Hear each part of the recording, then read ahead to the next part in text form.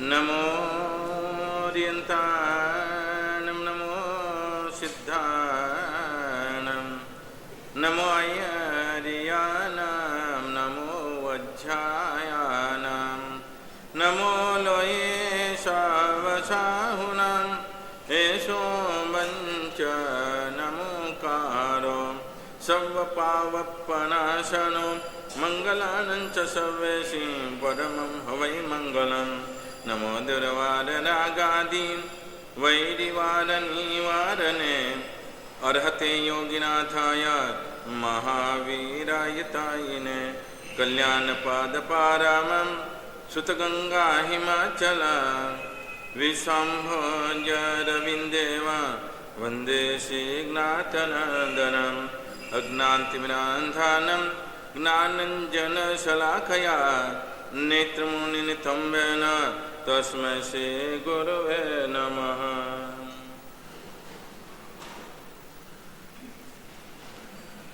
अष्टानिका षड्वक्ता साद्वादौभयतमये तत्स्वरूपं समाकर्ण्य आसेव्या परमार्हते। भाग्यशालियों, शास्त्रकार महाराजा विजय लक्ष्मी सूर्य महाराज पर्व दिन की आराधना का कार्यों के अंदर ये महापर्व प्रजूषण की आराधना, इन पर्व की आराधना के अंदर इधर बताया जाता है परम पुण्य के योग से पिछले जन्मों की जो आराधना साधना का एक स्वरूप समझो, वर्तमान काल के अंदर परमात्मा की गैर हाजिरी के अंदर भी परमात्मा ने जो बताया मार्ग, ये प्राप्त करने का हमने सौभाग्य प्राप्त किया। और परमात्मा ने असंख्य योग बताए हैं। इन योगों के अंदर सभी के सभी योग हमने प्राप्त किया है जानकारी रूप में। यद किंचित आराधना करता जीवात्मा, ज्ञानी पुरुषों ने बताया है, परमात्मा ने असंख्य योग बताए, इसमें से एक भी योग करने वाला जीवात्मा हो। एक योग के अंदर भी इतनी ताकत है मोक्ष के अंदर ले जाने की। भले आपके पास जानकारी नहीं है, समय का अभाव है, इन कारण के अंदर एक भी योग की आराधना आपकी चलती होवे, फिर भी ज्ञानी पुरुषों ने इधर बताया परमार्हते, ले परमात्मा का उपासक, परमात्मा की आज्ञा के मुताबिक चलने वाला जीवात्मा। बोले आप एक नवकार मंत्र का ही स्मरण, चिंतन, जप आदि कर रहे हो, इसके अधिक नहीं कर सकते हो। यदि आपका अशुभ कर्म का उदय है, आज के समय के अंदर जो तरने के लिए दो मार्ग, जिनबिंब और जिनागम। जिनेश्वर परमात्मा का समागम के अंदर आने का आज के समय के अंदर 5 भरत और 5 इरवाद के लिए कठिनाई है, लेकिन परमात्मा की प्रतिकृति के अंदर भी जाने का ये नहीं बन सकता होवे। यदि हमारा जीवात्मा को सजाग और सावधान बनाने के लिए जिनवानी का योग है, यदि जिनवानी श्रवण करने का भी भाव नहीं जगता होवे, फिर भी सिर्फ नवकार मंत्र जैसे परमात्मा ने बताया है कि नवकार मंत्र शाश्वत है, भावों के अंदर, और जैसे अमोकत्य द्रव्य और भाव का कार्य के रूप में, तो ऐसी आराधना करने वाला जीवात्मा परमात्मा का परम उपासक है। अनुभवी जो जीवात्मा होता कभी न कभी मोक्ष के अंदर जाने का उसका योग बनता है। तो ऐसी आराधना करने वाला जीवात्मा जभी जभी हम आराधना करते, उसी समय के अंदर हमारा अंतराय कर्म निवारण होता है। और अंतराय कर्म निवारण होने का कार्य के अंदर हमारे जीवात्मा की स्थिति क्या बनती है। कर्मगंध सिद्धांतों के न्यायों के अंदर बताया जाता है कि हमारा जीव का स्वरूप बताया जाता है। हमारा जीव है तुम्बी के समान होता है। जो फड़ तुम्बी होती है सूख जाती है, सूखने के बाद यदि पानी ऊपर रखा तो ऊपर ही रहने का इसका कार्य होता है। कोई भी व्यक्ति जबरदस्ती से उसको पानी के गहराई के अंदर ले जाके रखने का प्रयास करेगा कोई भी आधार ऊपर, तो वापिस वो पानी ऊपर आने का उसका स्वभाव कुदरती है।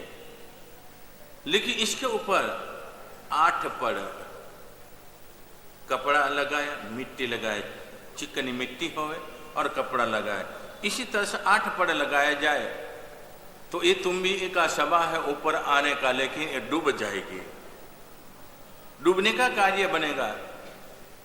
लेकिन पानी के समुद्र के अंदर पानी स्थिर नहीं होता है। यदि नदी के अंदर, यदि सरोवर के अंदर भी आपने रखा होवे तो धीरे धीरे मिट्टी का पड़ धो जाता है, कपड़ा सड़ जाता है और सड़ने के बाद असली स्वरूप के अंदर उसका आने का कार्य होता है। तो इसी तरह से हमारा जीवात्मा भी 8 कर्मों से घेरा हुआ है। 4 गति और 84 लाख जीवायोनि के अंदर सतत भ्रमण कर रहा है। लेकिन इस जीवात्मा को एक नवकार मंत्र का ही स्पर्श किया जाए। स्पर्श करते करते ऊपर लगा हुआ मिट्टी और कपड़ा का जो पड़ लगा है धीरे धीरे सड़ता जाए, टूटता जाए और धीरे धीरे ऊपर आने का।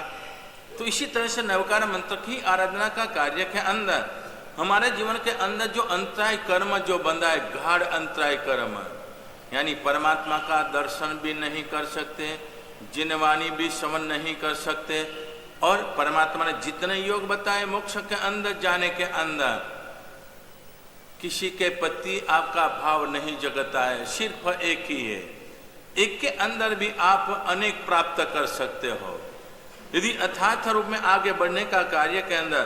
तो इसी स्थिति के अंदर आचार्य भगवान विजय लक्ष्मी सूर्य से महाराज इधर बताया जाता है कि आत्मा नवकार मंत्र आदि की आराधना के रूप में धीरे धीरे करता उस जीवात्मा की स्थिति बनती है।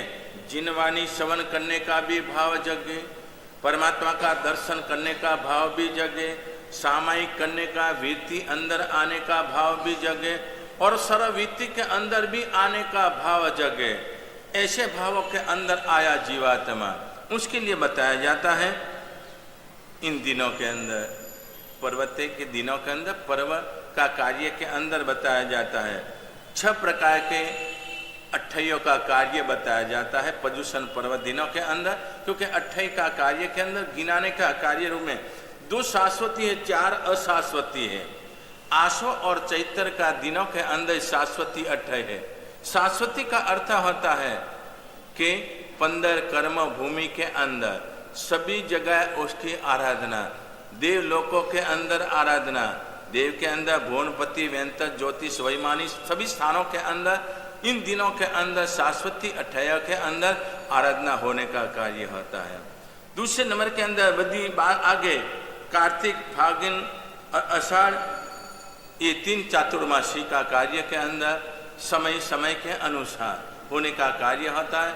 और 6ठे नंबर की पर्युषण पर्व की 28 का कार्य आज से लेकर 8 दिनों तक उसको आराधना का कार्य के अंदर 28 कहा जाता है। इन दिनों के अंदर पर्व नहीं, महापर्व, लोकोत्तर पर्व का कार्य के अंदर बताया जाता है। इन दिनों के अंदर हमारा जीवात्मा को क्या करना चाहिए। अनादिकाल से हमारा जीवात्मा कर्म बंधन की प्रवृत्ति के अंदर पड़ा हुआ है। इन दिनों के अंदर कर्म से छूटने के लिए, कर्म के छूटने के लिए हमारे प्रयास करने का है। तो प्रयास करने का कार्य के अंदर सबसे पहले जीवात्मा को आहार संगना, आहार संगना का कार्य के अंदर यानी शरीर का कार्य के अंदर शरीर के उपयोगी जो साधन जो बना है उनके लिए ही आचार्य भगवान आज के दिन के अंदर बताया जाता है कि 5 28 और पर्युषण पर्व की 28 का कार्य 6ठा पर्युषण पर्व ये वार्षिक पर्व कहा जाता है। तो वार्षिक साल के अंदर एक दफे ही आने का कार्य होता है। लेकिन साल के अंदर आने वाला जो कार्य कितना जबरदस्त, कितना महत्वपूर्ण इधर बताया जाता है। इन दिनों के अंदर अपने क्या करने का, आहार पत्ति नियंत्रण, यानी कल जैसे बताया अनाकुटी। अनाकुटी का अर्थ होता सच्चिद आदि का, लीलोत्री आदि का 8 दिनों के अंदर सर्वथा त्याग करने का। नहीं त्याग हो सकता है, त्याग की भावना का रूप में, छोड़ने का प्रयास करने का रूप में।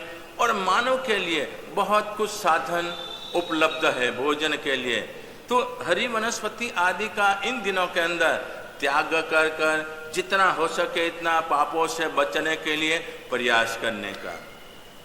दूसरे नंबर के अंदर शरीर पत्ते ही, शरीर पत्ते के बात के अंदर बताया जाता है कि शरीर सत्कार का कार्य के अंदर, शरीर सत्कार का कार्य के अंदर जो बताया जाता है, क्योंकि साधु भी, इनके लिए भी वस्त्र की अमुक व्यवहार के अंदर रहने का कार्य के अंदर जरूरियात पड़ती, वस्त्र पात्र आदि का कार्य के अंदर, तो उसके अंदर भी जैना पूर्व न छूट के करना पड़े, नहीं तो उसका उपयोग वस्त्र धोने का, साधु के लिए तो सर्वथा स्नान आदि का कार्य ये सर्वथा, लेकिन गृहस्थ मर्यादा के अंदर रहा जीवात्मा।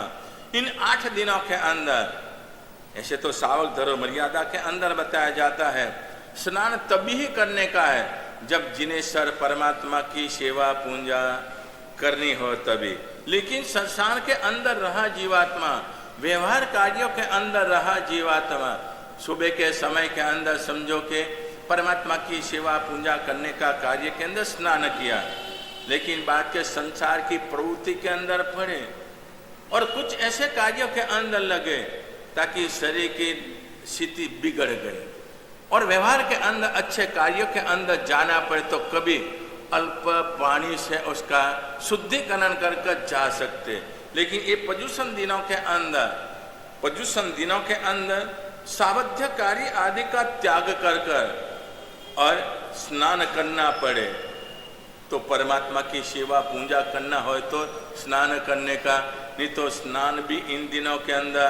और वस्त्र आदि का कार्य, हाँ, पर्युषण दिनों के अंदर, पर्युषण दिन यानी पर्व की आराधना, इसलिए आत्मा का पोषण और कर्म का शोषण, आत्मा का पोषण करने का उसको पर्व कहता है, और कर्म का शोषण, कर्म का अमो कहते हैं उसको तिलांजलि देने का कार्य के अंदर।